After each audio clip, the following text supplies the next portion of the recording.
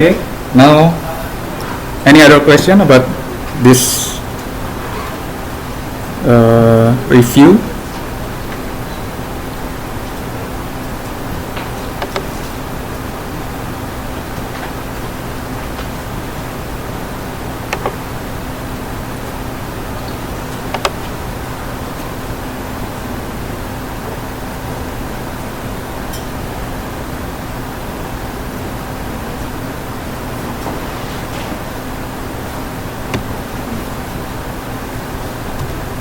Okay, if no question, then we can continue to the module number 7. Fortunately, this module 7, I think the material and the objective is the objective is very important and very it's a new thing because we're talking about the past tense. We will talk about past time. But fortunately, untungnya materi berikutnya yang di sini, the material is not tidak terlalu banyak. Dua hal ini, some and any, saya tidak akan bahas di sini karena ini sudah pernah dibahas, diulang lagi. Kalau tidak salah di modul 5, some and any. And then this one is very easy. I think you will have no problem with using this and this. Ini kan pelajaran bahasa Inggris zaman SMP ya, SD malah. Pakai. Belum pernah saya ambil Pak.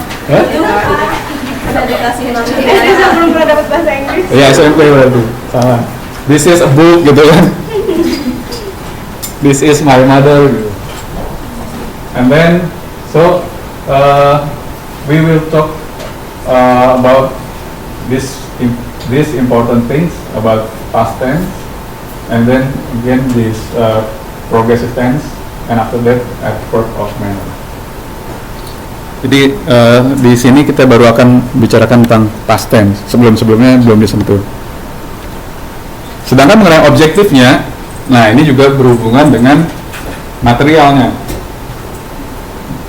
Objektifnya Anda diminta dalam modul 7 ini bisa menuliskan aktivitas yang sudah lewat.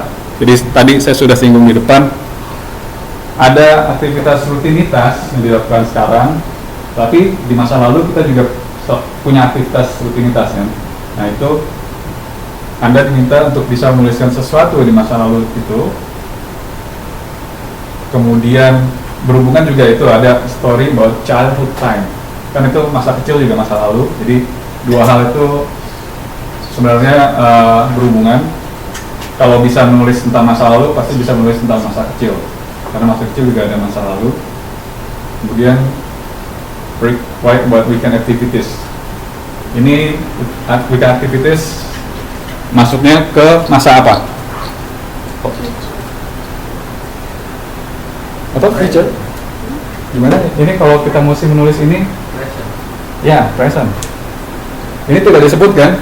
Kalau ini kan jelas disebut kejadian telah lewat atau masa kecil. Ini nggak disebut weekend activities kapan. Nah, kita melakukan weekend activities kan saat-saat sekarang ini juga ada aktivitas di weekend gitu.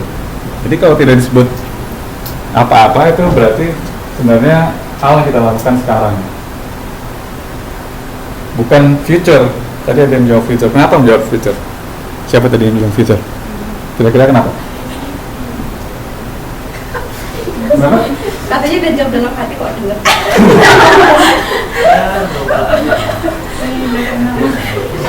Hebat dong sugestinya. Pelatihan tutor itu ada paranormal. Tahuan yang ngedumel-dumel itu lagi ngedumel. Saya tahu.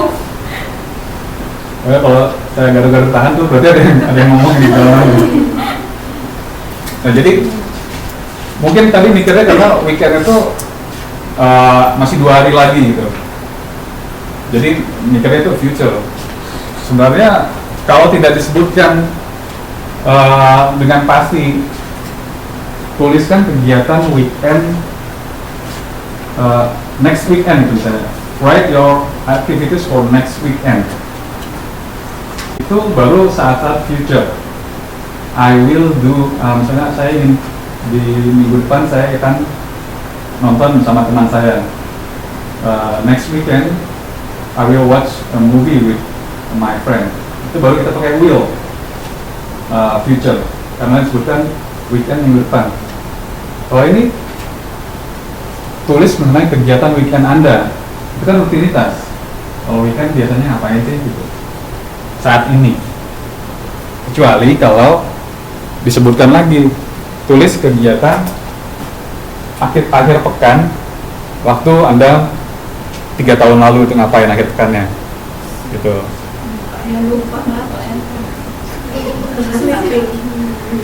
Masih nongkrong depan rumah gitu kan, Masih muda ya. masih innocent, masih imut-imut gitu. Sekarang kan amit-amit. Atau disebutkan juga write about your weekend activities in the future gitu. Misalnya mengandai-andai gitu kan. Apa misalnya dalam tulisan angan-angan Anda dalam apa yang akan Anda kerjakan di weekend kalau kira-kira 5 tahun lagi gitu. Misalnya kan cita-cita, misalnya itu misalnya kalau soalnya diminta begitu ya, kan bisa aja soal gitu. Tuliskan cita-cita Anda dalam 5 tahun. Setelah dalam 5 tahun itu Anda ngapain, weekendnya ngapain aja gitu, apa yang akan Anda kerjakan di weekend setelah 5 tahun. Misalnya berandai-andainya 5 tahun udah sukses gitu, udah pada lulus semua, terus kerjanya di kantoran gitu, di KDI misalnya, kerja di KDI. Kalau weekend mah ngapain ya, bisa mungkin weekendnya bisa pulang ke Indonesia, minggu balik lagi gitu kan. Siapa tahu. Nah, jadi perhatikan mengenai time frame-nya. Oke, absennya tolong diisi. Ya, perhatikan time frame-nya. Jadi kalau di soalnya diminta, jadi baca soal baik-baik, apa yang diminta, kemudian bayangkan aktivitas yang diminta itu terjadi saat kapan, masa lalu, masa sekarang, atau masa depan, future. Setelah itu penulisannya mesti konsisten. Jadi kalau misalnya cerita, jangan di sini dulu.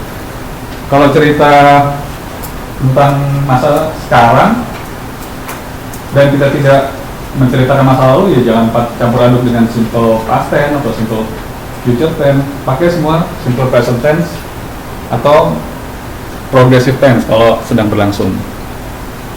Konsisten dalam memakai tenses.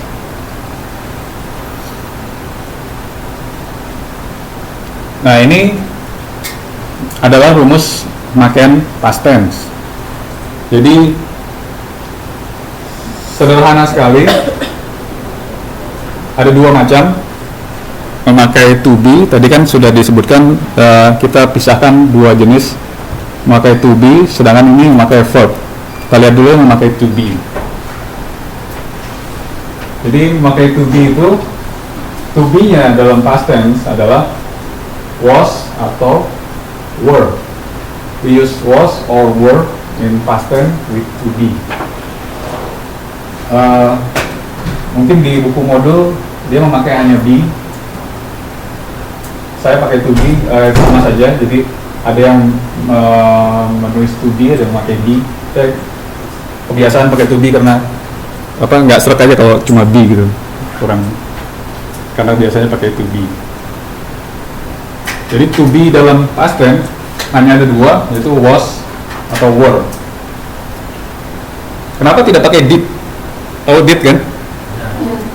Why we do not use did? Ya, itu juga. Jangan kebalik. Kapan kita pakai did? Kapan kita pakai was or were? When we use did and when we use was or were. Bisa kasih contoh pemakaian yang ini? Can anyone? Saya puji coba. Pakai was or were.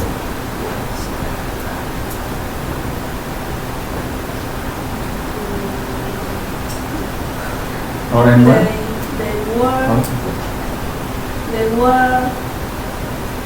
They were go to Jakarta. Go to Jakarta.